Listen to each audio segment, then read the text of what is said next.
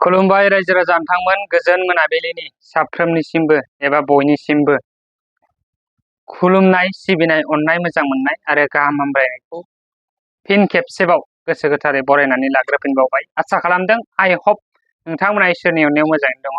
स' बे टटेलि पलिटिक्सनि बाहेरनिफ्राय बा पलिटिक्सनि जानगाराव थानाय बे मोनसे भिडिअ। बे भिडिअखौ पलिटिकल पारपस एबा पलिटिकल नोजोरजों अननानै रावबो दानाय। स' बेखौ एज ए पाब्लिक हिसाबै नोंथांमोना साफ्रोमबो नाय आरो भिडिअखौ जोबजासिम नायनायनि उनाव कमेन्ट बक्सआव कमेन्ट खालामनो दाबाव। स' प्रमद बर' सार जाय दा बे समाव रायजो सभानि MP, स' बिथां सारा माखासे मानि दैदेनगिरिफोरजों लोगो हमबाय थानायखौ जों नुनो मोनदों। स' बेफोरबायदिनो बिथां सारा VB ग्राम जी स्किमनि थामहिनबा जिउ राहाजों सोमोन्दो गोनां इनफ्रास्ट्राक्चारनि सिङाव सोमोन्दो गोनां दाथायजों लोगोसे सेरिकालचार आरो ककन फिसिनाय खामानिफोरनि थाखाय मुजुरिखौ सोफादेरनो थाखाय मोनसे खावलायनाय गथायनो थाखाय पार्लियामेन्टआव थानाय बिथांनि मावख'आव मानगोनां आबाद आरो आबादारि मन्थ्रि अनसायनायनि बा अनसाय मन्थ्रि श्री शिवराज सिंह चौहानखौ लोगो हमहैयो बिथां प्रमद बर' सार थामहिनबा रायजो सभानि MP बिथां सारा। स' बिथांनि लोगो हमहैनायनि मेन थांखिया मा? स' बिथांनि थांखिया जाहैबाय 125 साननि थाखाय प्रि ककन फिसिग्राफोरनि थाखाय बेथन मददनि थाखाय बिथाङा लोगो हमहैदों। थ' जाय BTR बड'लेण्ड टेरिटरियेल रिजियन आरो आसामनि गोरिब गामियारि नखरफोरनि थाखाय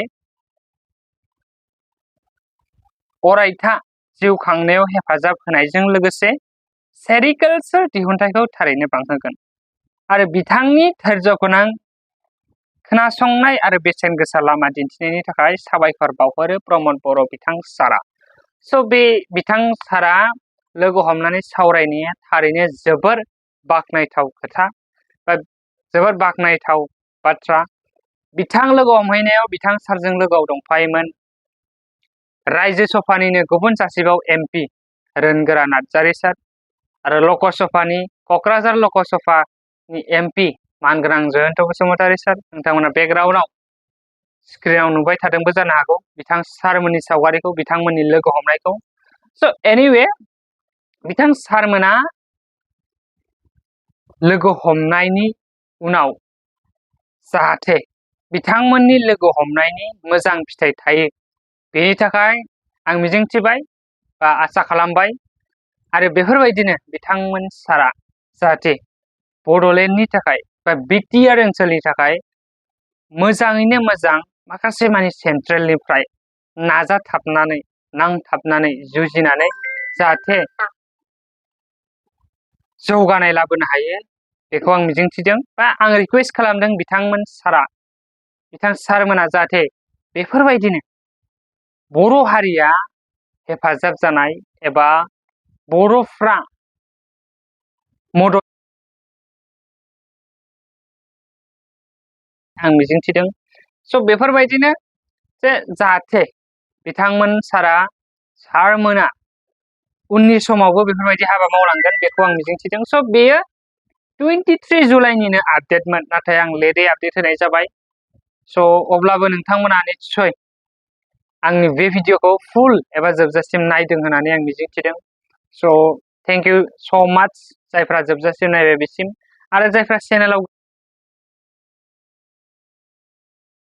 लाइक खालाम शेयार खालामनानै हो जाहाथे साफ्रोमबो रायजो राजाफोरनिसिम सहैयो आरो नोंथांमोननि फोरमायथिखौ कमेन्ट बक्सनि गेजेरजों फोरमायहर। आं एज ए पलिटिशियान आं बे भिडिअखौ बानायाखै एज ए ससियेल मिडिया इनफ्लुएन्सार हिसाबै थामहिनबा एज ए आपडेटार एबा आपडेट होग्रा हिसाबै बे भिडिअखौ बानायदों। स' बेखौ गोबां मिडियायावनो कभारबो खालामखादों एक्सुवेलि आं मिथिदों। स' अब्लाबो आं लेटैब्लाबो बेखौ कभार खालामनानै होनाय जाबाय एबा थामहिनबा आंनि पेजआव आंनि चेनेलाव आं बेखौ फोरमायनानै होनाय जाबाय। स' जायफोर आंनि फलोवार्स बा जायफोर आंनि साबस्क्राइबार्स बिथांमोननिसिम जाहाथे सहैनो हायो बा बिथांमोना जाहाथे मिथिनो हायो। स' बेफोरबायदिनो गोबां 125 एमेन्डमेन्ट बिल बेखौबो नाजागासिनो थानायखौ जों नुनो मोनदों। बिथां सारा रायजो सभानि एमपि जाखांनायनि उनावनो प्रेस मिटनि गेजेरजोंबो होनायखौ जों नुनो मोनदोंमोन। स' बेफोर उननि बाथ्रा। स' नाथाय बे समाव बिथांनि बे लोगो हमहैनाया जाहाथे मोजां फिथाइ थायथों बेखौ आं मिजिंथिनानै दिनैनि भिडिअखौ एसेयावनो फोजोबबाय। गुबुन मोनसे गोदान भिडिअआव फिन लोगो मोनफिनबावगोन। स' आसा खालामदों बे सावरायहैनाया मोजां फिथाइ लाबोगोन बर'फोरनि थाखाय। Thank you.